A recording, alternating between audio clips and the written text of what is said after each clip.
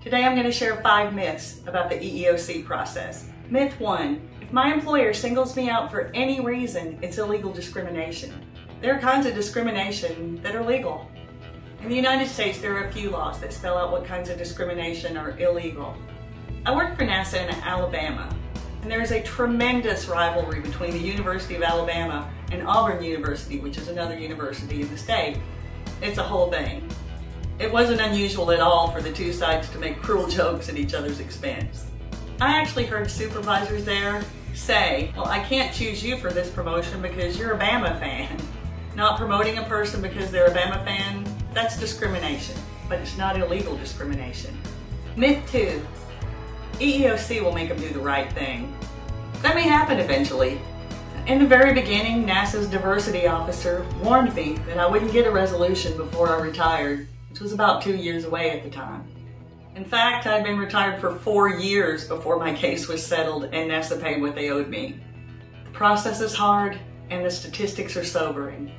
A diversity manager at another federal agency told me that only 1 to 2% of employees win their cases at EEOC.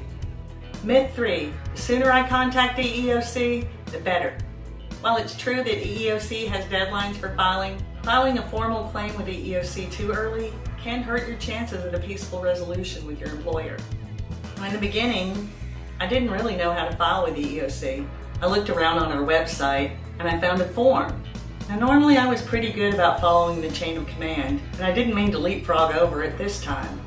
That's exactly what I did with this form. When the diversity manager at our installation saw that I had filed a formal complaint, she automatically flew into defensive mode.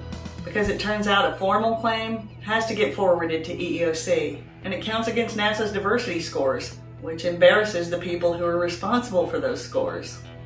My form drew the battle lines super fast, and it was me against all of them. First, you want to talk to your boss. Your next stop is your second-tier supervisor, then go to HR, and then go to the diversity office and EEOC. It's best to speak to your diversity manager in person if you can. Call and set up a face-to-face meeting and ask them to help you figure out the best way to proceed. Myth 4. Employers are always eager to settle discrimination claims. No. Employers count on us to screw up and lose our case before it gets to court. And even when an employee makes it all the way to court, they count on the EEOC to find in their favor, because usually they do. Settlement offers are pretty common, but they're usually low ball. After 2 years of fighting, NASA made a settlement offer to me. If they had offered to pay off my attorney at the time and give me nothing, I would have settled. But because they didn't, I had no choice but to keep fighting in the courts. Myth 4. I need an attorney right now and they'll handle everything. First, your employer is going to see it as an escalation, and they'll react to it that way. So escalation will be the end effect. Plus, employment attorneys aren't cheap, and the good ones don't work on contingency like I expected they would. Mine charged around $500 an hour. So in my opinion, the longer you can get by without hiring an attorney, the better off you'll be. I went through informal counseling, alternate dispute resolution, the EEOC investigation, and the agency's final decision on my own. I hired an attorney at that point because I didn't feel comfortable answering the court documents on my own. Now I know employees who have done it successfully. If you feel like you understand the court documents well enough to answer them, you may not ever need an attorney at all. My advice is to gauge your own comfort level. When you feel yourself getting in over your head, get help. The difficulty of this process should motivate you to try to work things out with your employer, if at all possible.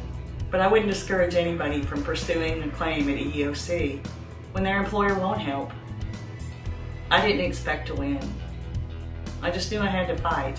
Fight smart and hang in to win.